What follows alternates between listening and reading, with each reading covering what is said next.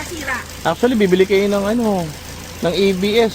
Dapat Hindi naman yung 3,000. dapat masaya na kami, bibili ka kaso hindi naman sira eh. Ang sira, ano lang, Saka, program lang ng hindi na kayo ng ABS. EBS yan, nakailaw kay ma'am. Yung isa lang. Oo.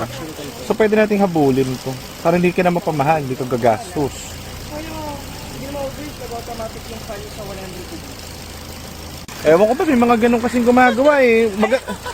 Meron ditong dumating, marami. Kunwari, pinapagawa, spark plug lang ang sira, pinapababa yung trani. Takang-taka kami, sabi ko, paano mangyayari yun eh? Wala namang problema yung kotse. Kaya sir, ay ako, sa totoo lang, kahit Cavite, I mean, hindi ko naman nala, syempre marami din naman to. Marami magaling dun. Pero kasi nung dinala ko dyan, ang sabi sa akin, back with you, ano, hydrovac. Hydrovac. Ay! Kaya sir, sabi ko, ay babalik na lang ang hydrovac daw ang may problema, kaya doon tumataas yung RPM. Hindi. Pre naman? Oo, yun ang pinapabalik sa akin. ng ABS hydrovac. yung pagka ganun.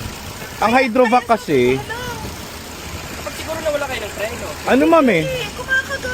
ang logic kasi doon, wala pa kami napalit ng kahit isang hydrovac eh. Sa dami ng binenta namin, wala pa kami hydrovac na binenta. Sir, yan nga yung unang sabi sa akin. Sabi sa akin, iwan daw to, kasi daw hydrovac daw. Sabi nung kasama ko, si tito ko, yung kasama ko nung nakaraan. Sabi niya, pag sumasagad yung preno mo, bawa para kang ipag Para lumulusot. Oo, pag lumulusot. Hydrovac. Eh, hindi ka naman truck driver, sabi sa Sabi ng tito niya. Oo, parang ganun yung nangyari. Okay ito magagawa natin, Fran. Mas magandang lumabas yung code sa aircon nyo kasi hindi ECV. Pressure switch. So meaning, meron dun yung parang gate, ayaw bumukas. Oo. So yun ang gagawin natin. Sige, upo na kayo na ma'am, mainit. Alam na natin ang gagawin. Hindi ba overheat? Hindi, nag-automatic siya sa 100. O, di okay pa yung ano niyan. Okay naman pa. Oh. Ang lamig na nung kanya, masaya na si ma'am. Oh, talas. Ma'am, malamig nga. Oo. Pero kulang pa. Kulang pa, yun nga. Pag yung nag-fan yan, iba yung lamig. Ano na? Matalas talaga yung... Kasi nung nakaraan kasi hilaw talaga. Oo. Ayan oh. Ang lamig eh. Yan ang tama lamig. Oo nga po. Oh. O, tama, nagawa ng paraan doon sa ECB. Yung fan na lang para at least hindi Oo. mag-suffer yung... Dapat yan, maririnig mo yung gumagano na yan kapag naka-aircon. Yan, wala talaga eh. Oo. Pero at least, kahit pa paano, ma-under naman. Yun nga po. Pero yan ang next project natin, yung hanap tayo ng ano, ng ganyan. Kasi naka-ABS, kaso walang U3000 to. Lahat ng pinagdadala ni ma'am, ang hatol sa kanya, ibaba daw yung trani worth 100,000. Sabi ko, hindi. Ano yan? Anong trani? Anong hydrovac? Hindi hydrovac yan, boy. Sana Ito, maayos. 4,000 ah.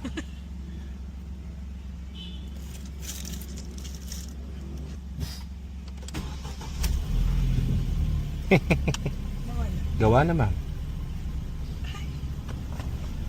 Okay na.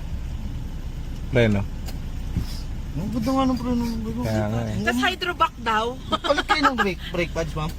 Oo. Oo, ulit tayo po. Hindi na yan yung hihinga kapag ka umaano ma'am. Wala na ma'am yung code nyo ito. Tignan nyo ma'am. Yung Yun nga po, pinapa-hydrovac ko. hindi na... Hydrovac ko 100,000. Oo, sir. Tapos ko talaga, ay, Diyos ko. Sabi ko nga eh, parang pambentahan na to ah. Ang Para ka dami na nang- binigay sa akin. Para ka nang bumili ng ano sa amin nun eh. Fiesta ulit. Hydro. Sana bumili na lang ako, diba? Ay, buti hindi nyo pinagawa. Alin po? Yun, Hindi, yung- kasi talagang ano ako, diskumpyado ako. Eh ma'am, upuan nyo. Tignan mo. Wala na. Alam mo kung umokay.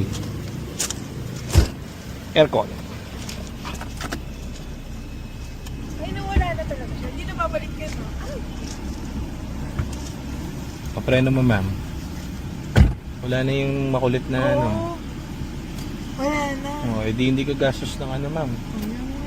Oh. Diba, yun lang sinasabi. Dapat balikan mo yung ano yung nagsabi sa'yo. Hoy, hydrovac. Hydrovac yun. Yun, sir. Ano ginawa doon? 4,000 na yung hydrovac doon. 100,000. Oo, sir. Ay, Sinabi hindi maganda yung aircon mo. O, diba? Talas na. Alas na, unlike kanina kasi. Hindi ka na magtitiis niyan. Oo. Kanina talaga. Malamig oh. Ang laki ng difference. Noong nakaraan nga sinasabihan ako dun sa bahay na magpa-pre-yun. Sabi ko hindi kailangan kasi lumalakas eh. Oo. Sabi ko hindi pre-yun. Kanina na. nag-pre na tayo eh. O, diba? Wala eh. Di magsasayang na ako. Eh kung pinaprayer kayo, yung 700 ko. Pantay na nga mo. Di ba O, dito? Ito, mapantay na dito. Pantay na. O, diba? Tsaka pinatatakaan ko kasi nun, bakit driver lang ang wala? Tapos dito meron. Parang imposible Yun pre yung yun. ano kasi, yun yung gate. Ma'am, ingat ha. Sir, thank you. Ingat kayo.